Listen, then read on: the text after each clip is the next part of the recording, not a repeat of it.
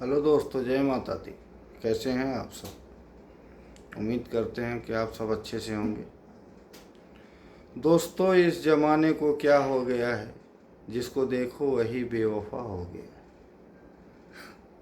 दोस्तों, हनुमान जी जब लंका पहुँचे और उनकी मुलाकात विभीषण जी से हुई, तो उन्होंने विभीषण जी से पूछा कि भक्तराज, आप इन निशाचर के बीच में कैसे रहते हैं? तो विभीषण जी ने उत्तर दिया, हे भक्त राज, जैसे जिभवा 32 नुकीली दांतों में, रहता है भक्त विभीषण भी बस उसी प्रकार राक्षसों में। तब हनुमान जी ने उनको समझाया, हे भक्त राज, मुंह की बत्ती सी सब टूट फूट गिर जाएगी, पर जिह्वा जीवन भर रहकर श्री राम नाम गुण गाएगी।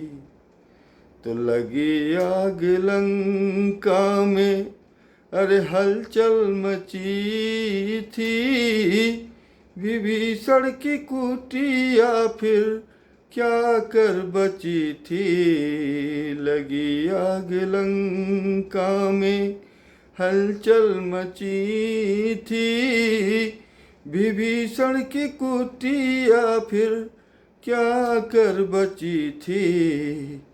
उसमें लिखा था, हरि ओम तस्मै, जपा कर जपा कर, जपा कर जपा कर।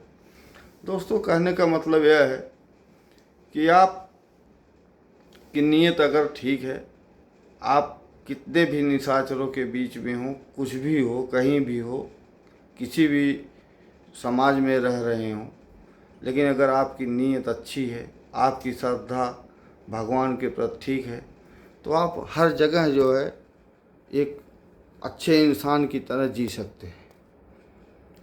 यह नहीं हो सकता कि आप जो है कि कहीं भी हैं, किसी भी समाज में जी रहे हैं, रह रहे हैं, तो अगर आपकी नीयत अच्छी है नहीं है, आप जो है दिखावे में कर रहे हैं, तो दोस्तों हमेशा परेशान रहेंगे, वो चाहे यहाँ दुनिया के जिस कोने में रहे।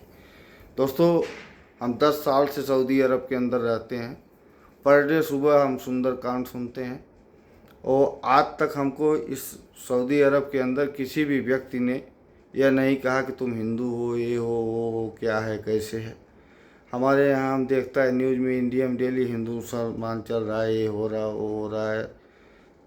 यह सब केवल इंडिया, पाकिस्तान, बांग्लादेश में ही क्यों, नेपाल में ही, एशिया देशों में ही क्यों हो रहा है?